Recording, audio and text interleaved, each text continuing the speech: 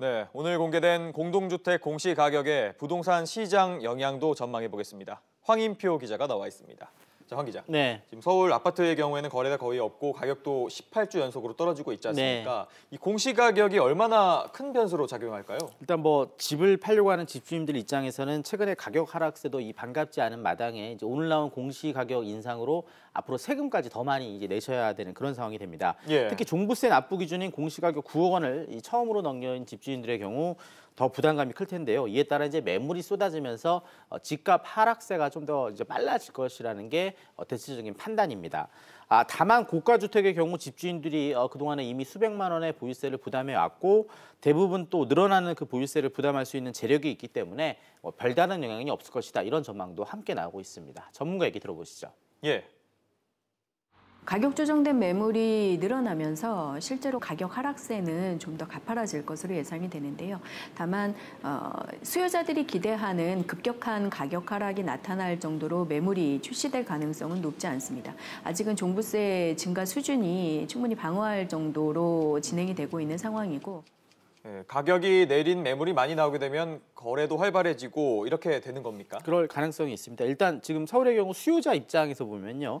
지난해 아파트 값이 너무 올라서 못 사거나 아니면 아파트 값이 앞으로 더 떨어질 것으로 예상이 돼서 안 사는 그런 분위기가 섞여 있습니다. 예. 그런데 가격을 내는 매물이 조금씩 나온다면 거래량이 이제 당연히 조금씩 회복될 그럴 가능성도 높아질 겁니다. 또 이번 공시가격이 예정치이긴 하지만 지금 늘어날 세금이 어느 정도인지 당장 계산이 좀 가능해졌습니다. 앞으로 늘어나게 될 세금보다 이 아파트 경우 가격이 더 오를 것이다. 이런 판단을 하시는 분들이 일부 지역과 재건축 아파트에 그런 수요가 좀 몰리게 되면서 또 거래가 늘어날 가능성도 있습니다. 실제로 지난해 7월 강남권에 있는 아파트마다 거래가 뚝 끊겼다가 정부의 보유세 개편안이 공개되자마자 거래가 갑자기 살아나기 시작했는데요.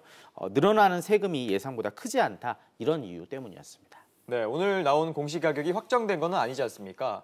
앞으로 일정은 어떻게 되는 겁니까? 오늘부터 이제 4월 4일까지요. 인터넷이나 시군구청 민원실을 통해서 이의를 제기할 수가 있습니다. 예. 이후 한 번 더 조정을 거친 후에 4월 30일에 확정 공시를 합니다. 만약에 이제 4월 30일에 나온 가격도 마음에 들지 않는다. 그러면 한 차례 더 이의 신청을 할 수가 있습니다. 모두 두 차례 이의 신청을 받는 건데 결국 최종 공시가 6월 1일에 이제 결정이 되는 겁니다. 이 날짜에 집을 갖고 있는 사람이 그 1년치 보유세를 모두 내게 되는데요. 이 때문에 세금이 무겁다 이렇게 생각하는 집주인들이 오는 6월 1일 이전에 집을 많이 내다 팔 것이다. 이런 전망도 함께 나오고 있습니다. 네, 알겠습니다. 황 기자 얘기 잘 들었습니다.